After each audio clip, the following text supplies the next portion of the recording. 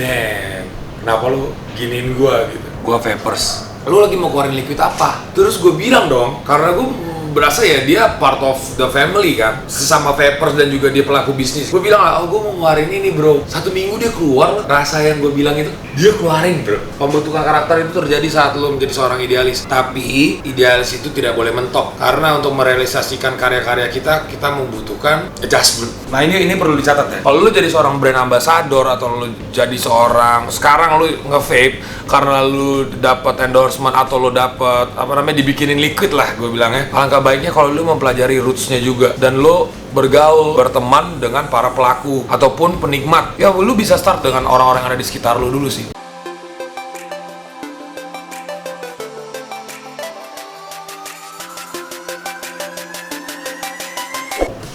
Selamat perkenalkan diri. Halo semuanya, nama aku Etaro. Umur perlu juga? Ya, bebas. Enggak, nama gue Etaro dan gue vapers. Di industri vape lo sebagai stakeholder di mana nih? Lo di brewery kah, distribusi kah, influencer kah? Gua itu berawalnya tuh dari influencer, seorang influencer. Habis itu gue mempelajari brewery, namanya Kuro Brew. Kuro, bro. Kenapa Kuro. namanya Kuro? Kuro itu artinya hitam. Kuro itu adalah nama anak kesayangan gue sama gue hidup dulu. Oh, dari gue kecil. Itu papis gue bro. Papi. Iya, papis. Oh, jadi kalau Blacky dalam bahasa Jepang adalah Kuro. Kuro.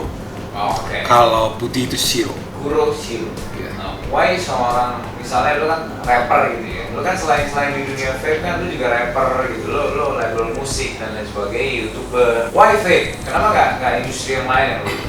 Gua suka banget sama lifestyle sama gayanya vape ini sih sebenarnya. Gue suka perkembangan zaman, gue suka modernisasi, gue suka ada seninya aja sih di vape yang gue lihat. Kalau misalnya one day ada sesuatu yang lebih maju lagi daripada vape, berarti lo juga intuit dong kalau lo suka modernisasi vape. Gue tidak akan melawan perkembangan zaman, sama seperti liquid dulu yang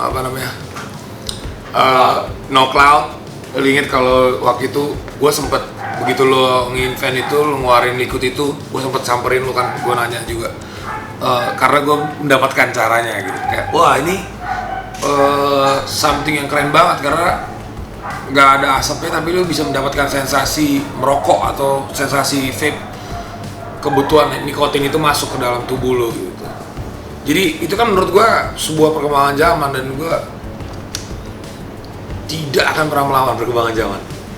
Oke, terus di industri vape lo udah into sebagai stakeholder tuh dari tahun berapa sih? Sebagai brewer gua itu sekarang itu 2 tahun ya. 2 tahunan ya? Yes. 2 tahunan. Dan sebelum itu memang lo masih di dunia musik dulu kan? Sebelum itu gua di dunia musik. Yang bikin gua terjun ke dunia vape ini itu pada saat gua megang sebagai content creator di Indonesian Juice. Ya. Itu pertamanya banget dan sama Kohan. Ya.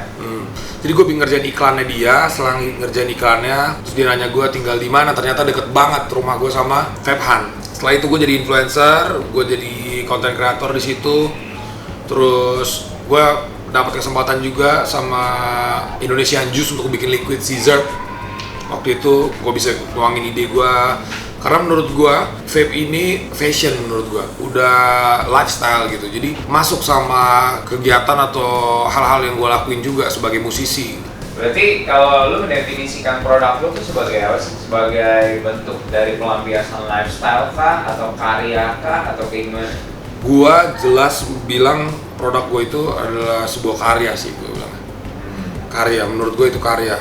Karena gua hidup dengan membuat karya. Gua seorang seniman. Oke.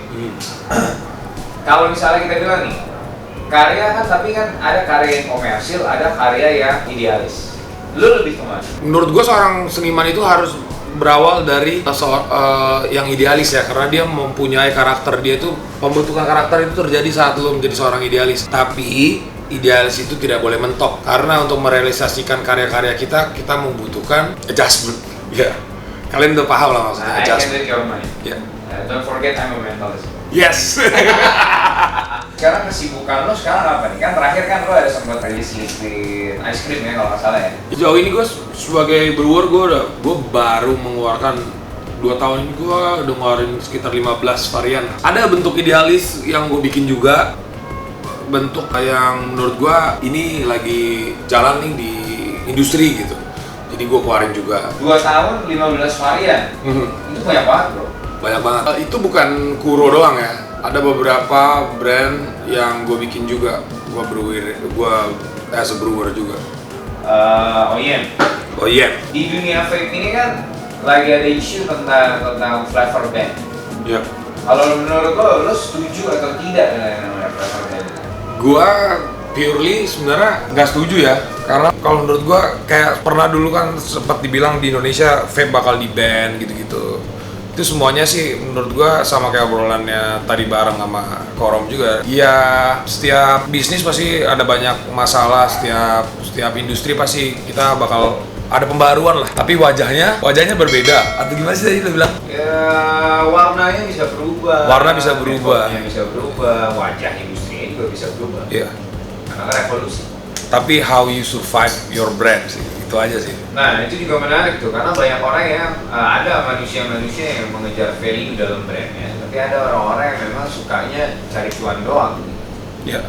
Itu menurut lo lebih kemana sih? Gua menempatkan diri gua karena gua hidup dari komunitas.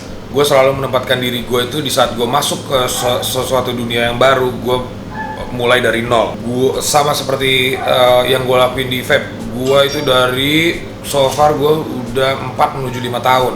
Gua ngerasain banget starting awal menjadi seorang vapers. Walaupun kerjaan gua cuma konten kreator, tapi vape ini kan sesuatu yang lu harus belajar banyak hal. Dari lu memelihara atau lu mempunyai sebuah mod aja, lu tuh harus tahu gimana caranya, how you make your own coil, how you tahu hitung-hitungan yang omlau dan bla bla bla, hal-hal seperti itu sih sebenarnya. Ya, tapi itu kan mulai mundur ya, maksudnya sekarang kita kalau bicara soal modernisasi, sekarang ada yang namanya DTA, ada yang namanya pot system disposable, closed system, ada yang namanya disposable pots gitu kan. Artinya, dan dunia ini menyukai sesuatu yang praktis. Zaman dulu orang merokok, dia beli tembakau kiloan dan dia lending sendiri. Tapi sekarang orang beli rokok per pack. Di zaman dulu, pack itu terasa mahal buat mereka. Tapi artinya mereka tahu bahwa kepraktisan lebih berarti daripada uang yang lebih mahal sedikit itu. Nah, balik lagi nih, memang mungkin secara culture itu tetap akan ada. Dan itu akan masuknya ke ranah hobis. Ya. Tapi setuju nggak kalau misalnya gue bilang bahwa modernisasi akan menjadi solusi dan masa depan dari industri vape? Setuju gua. Kepraktisan akan menjadi jawaban di masa depan. Gue setuju banget, sehingga nanti pada at the end of the day orang-orang yang melihat kita masih nge-build coil terus starting kembali ke, kalau sekarang kan kayak gue aja nih, gue sekarang bawanya pots, tapi gue tuh bener-bener ikutin starting how you build your own mods, gimana caranya. Kalau dulu vapers yang baru cuma satu ketakutannya, meledak. Apalagi di zaman gue 2013 aja. Yes, meledak. Ya, itu meledak lah, banyak yang bilang ini. Sebenarnya enggak, kalau lu bisa ngikutin kulturnya, lu bisa ngikutin, ya itulah gunanya. Vape ini kan komunitas, menurut gua terlahir dari komunitas, dari tongkrongan. Setelah itu baru, jadi kalau menurut gua sebelum lu, nah ini perlu dicatat ya. Kalau lu jadi seorang brand ambassador atau lu jadi seorang sekarang lu nge-vape karena lu dapat endorsement atau lu dapat dibikinin liquid lah, gue bilangnya. Alangkah baiknya kalau lu mempelajari roots-nya juga dan lu bergaul, berteman dengan para pelaku ataupun penikmat. Ya lu bisa start kecil dengan orang-orang yang ada di sekitar lu dulu sih. Dan satu lagi, produsennya juga jangan salah pilih brand ambassador. Kalau brand ambassadornya bukan vaper ya ngapain juga. It happens bro, itu terjadi dan betul kan? Jadi nggak cuma salah BA-nya tapi salah produsennya juga kadang. Udah pasti. Oh oke. Ternyata orang-orang lagi trennya artis, gue juga mau bikin liquid buat artis. Tapi Ada artisnya asal sama. Ada orang yang datang ke gua bilang gini, Ro, lu kan banyak tuh teman-teman, mungkin ini ke lu juga ya, ke Romendal juga ya pasti. Ro, lu kan banyak tuh teman-teman yang artis. Ya udah deh, coba deh nanti kita kasih dia ini buat produksi liquid bla bla bla, nanti lu jadi owner, dia jadi brand ambassador dari liquid itu gitu. Tapi siapa aja deh, terserah lu. Gua ada nih dananya. Gue malah ngasih, ini gimana kalau lu coba ada satu trigger nih bagus nih, atau dia musisi juga tapi dia trigger, at least dia udah nge-vape sebelum dia make money dari vape gitu loh. Jadi intinya before you make money dari vape, ada baiknya lu pelajarin, dalemin. Ya lu mesti vapor dulu. Ya lu harus jadi vapers dulu. Gua 2 tahun. Gua nggak pelajarin dan dulu. banyak yang terbalik. Sekarang yes. Iya kan? Iya. Banyak yang terbalik. Maksud gue. Bahkan dia nggak nge-vape sih. Iya betul. Itu bahkan ada yang hari ini rilis liquid, habis itu besoknya post rokok. Lagi ngerokok. Iya, lagi nge-postingan lagi ngerokok, story lagi ngerokok gitu. Ya nggak salah juga. Nggak salah. Cuman kan menjadi sesuatu yang blur. Ya, absurd parah. Iya, itu kan tidak mencerminkan gitu. Jadi kalau dan gue juga berharap sebenarnya gini, market tidak terjadi karena begitu aja. Market itu kan disetir sama produk yang ada, disetir sama produsen, edukasi yang ada, benar kan? Yep. Jadi kalau masih dari atasnya masih yang keliru, ke bawahnya tidak akan menghasilkan industri yang lebih besar. Jadi biang-biangnya memang harus berpikir bagaimana caranya membuat industri ini punya khas cloud. Makanya ini salah satu yang gue mau share buat teman-teman para pelaku vape juga. Kalau misalnya lo mau nge-branding itu dengan artis lo atau orang yang menurut lo cocok nih buat jadi brand ambassador brand lo, ada baiknya ya lo lihat dulu tujuannya dia. Udah pasti lah cuan, itu semua orang juga pengen cuan, tapi maksud gue at least dia lo memberikan pengajaran atau bukan edukasi ya, how to, at least mereka bisa jawab gitu di saat nanti. Kalau contohnya seperti misalnya lo ngajak brand ambassador interview di sini, menurut gua bakal ketakutan, bakal stalker. Betul, ada sering sekali gua ngajakin brand Iya kan? ambassador dan mereka nggak berani ngomong. Iya pasti bakal ketakutan gitu. Iya. Itu aja sih kalau menurut gua, nggak apa-apa, nggak masalah. Justru orang yang dia nggak nge-vape, lu jadiin vapers, itu malah lebih mulia atau lebih keren lu bikin orang kayak gitu. Apalagi kalau dia lebih deep into it gitu, dia malah jadi membawa angin segar, membawa hal-hal yang baru di dunia vape. Itu menurut gua hal yang bagus sih. Sebenarnya poinnya kalau misalnya memang tidak terlalu paham tentang vape, memang juga tidak ada manusia yang sangat jenius tentang vape. Jadi lu harusnya memang punya mentality untuk maju dan juga apa adanya aja. Ya. Ya kan? Itu lebih baik daripada lu sok pinter, sok kelihatannya mau vapor tapi sebenarnya enggak. Iya. Kan gitu kan? Iya. Dan kalau kita lihat juga situasi sekarang ini banyak banget nih, kalau kita lihat kan latahannya. Benar kan? Satu ada liquid mochi, semua keluar mochi. Satu orang keluar liquid dingin dan sukses, semua keluar dingin misalnya. Ya itu kan latah banget. Noklat dong yang ada yang latah ya. Nggak ada. Dulu gua hampir mau bikin tuh. Gua ada yang mau, tapi at the end semuanya mengajak collab. Kenapa? Karena mereka sadar kalau mereka bikin, mereka dibully. Ya kan? nggak jadi pioneer ya. Akhirnya jadi mereka collab semua. Iya, gitu. iya. Dan itu gue respect sekali dengan mereka. Iya, iya, Tapi iya. gue tidak respect dengan yang tukang tembak, ya kan? Ya gue menghargai karya. Kita sama, kita seniman, kita menghargai karya. Kita Iya. nggak suka kopian, Yes. ya kan? Ini pernah terjadi loh sama gua. Gua boleh Boleh. dikit? Ngomong-ngomong soal latah tadi lu bilang. Ada loh, gua pernah ngobrol, ada satu distri yang hubungin gua, dia nanya gua, apa kabar, Ro, bla bla bla bla. Endingnya dia bilang, lu lagi mau keluarin liquid apa? Terus gue bilang dong, karena gue berasa ya dia part of the family kan, sesama vapers dan juga dia pelaku bisnis gitu kan. Gue bilang, gue mau ngeluarin ini bro. 1 minggu dia keluar lah, rasa yang gue bilang itu, dia keluarin bro. Jadi menurut gue, mentality of, misalnya gini, gue musisi, gue bikin lagu, lu tanya gue, bro, lu lagi bikin lagu apa? Oh, gue lagi bikin lagu tentang ini nih bro. Misalnya tentang love song, atau misalnya gue bikin storytelling nih tentang keadaan Indonesia sekarang. Gak mungkin kan lu bikin hal-hal yang sama kan? Seperti gue, dengan judul yang sama bro. Iya. Ini terjadi bro. Iya. Di dunia vape, khususnya di brewery. Bukan di brewery ya, maksud gue di industrinya gitu. Iya, either itu brand owner atau produsen. Yes.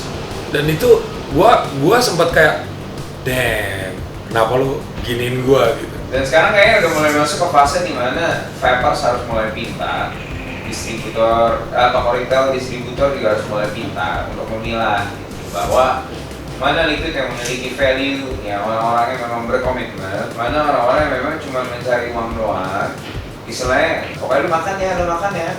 Dan jangan juga cuma mengambil liquid karena hubungan, iya temen gue ambil deh, itu kayak udah lewat. Itu kayak udah harus lewat. Karena maksudnya be smart gitu loh maksudnya. Jangan lagi barang-barangnya maksudnya nggak komit, lu pungutin, habis itu lu marah-marah sendiri karena barangnya nggak laku dan orangnya nggak komit, salah siapa? Bilangnya Kenapa lu ambil? brandingannya nggak jalan. Iya, ya kenapa lu ambil gitu. Atau dia ngebalas ngirim barang lagi, tapi yang barangnya nggak jalan juga, ngerti gak?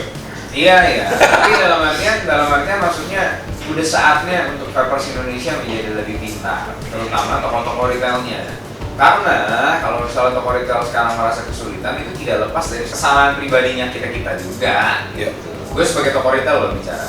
Gue setuju. Gue berharap banget Avi bisa membantu produk-produk lokal Indonesia ya, semuanya bisa bertarung ke kancah internasional.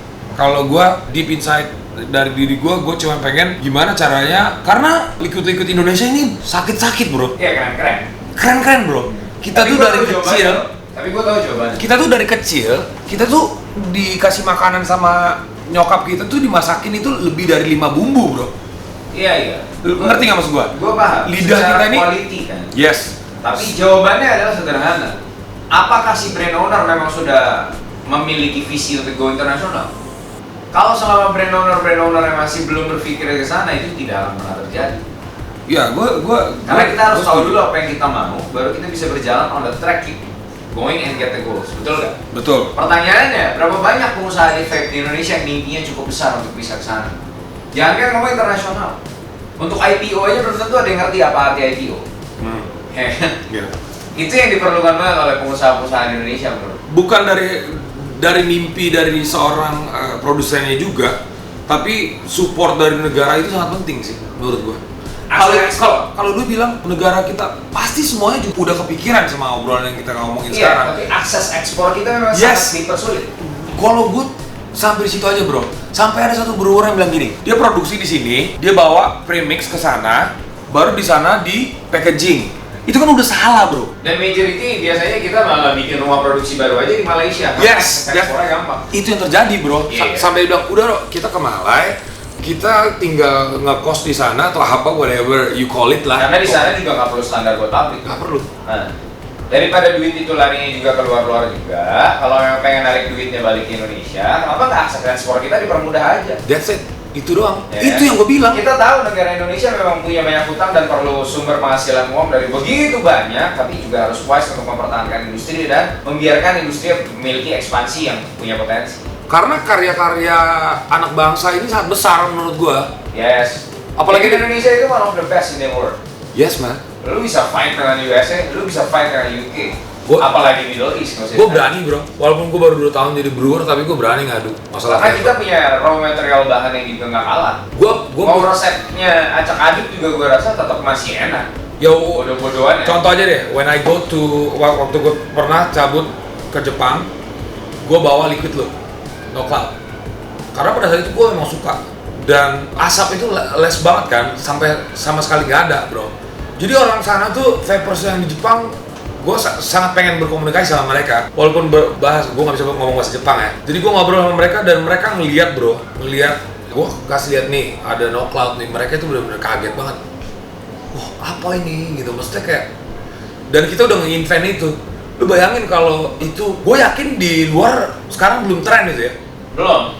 Malah belum ada menurut gua. Keganjel pandemi. Nah, kalau besok atau abis pandemi deh. Sekarang di sana udah nggak pandemi bro. Yeah. Di sana mereka keluarin no cloud nih. Pasti yang invent pasti bilangnya orang sana. Jadi jangan salahin bro. Kayak misalnya batik di ini kan sama Malaysia, atau Upin Ipin, kartun Upin Ipin di Indonesia nggak laku, di Malai dijadiin terus tahu-tahu ternyata orang Indonesia yang bikin. Yes, makanya pemerintah. How tuh bro, itu how gitu. Gak nyampe. Mudahkanlah akses ekspor kita. Karena fenomena apapun, gak cuma di industri vape ya. Fenomena apapun itu, kalau standarisasi yang kalian buat sama, orang-orang kecil akan punya kesulitan untuk bisa ekspor. Kalau kalian buat sama kalibernya misalnya, jangan samakan si UMKM vape ini dengan Indofood gitu. Yes. Ya kan? Ini hal yang berbeda, ada aturan harus dibuat dipisahkan untuk orang-orang pengusaha kecil ini supaya mereka bisa tumbuh dan berkembang. Pada saat kaliber sama besar seperti Indofood, let's say, lakukanlah perihal yang sama. Dan itulah yang buat kita bisa berkembang. Tapi kalau misalnya enggak, ya susah. It's a good point. Apa yang harus sampaikan di poin terakhir, it's a good point. Dan semoga ada orang-orang dari teman-teman pemerintah atau siapapun yang mendengar atau menonton bisa menyampaikan itu juga ke mereka. Oke, that's it. Thank you banget Kay Taro buat Thank you, waktunya, buat cerita-ceritanya. Afi di Afi Talks. Talks. Sampai ketemu lagi, sukses terus dan jangan lupa berbuat kebaikan. Peace out.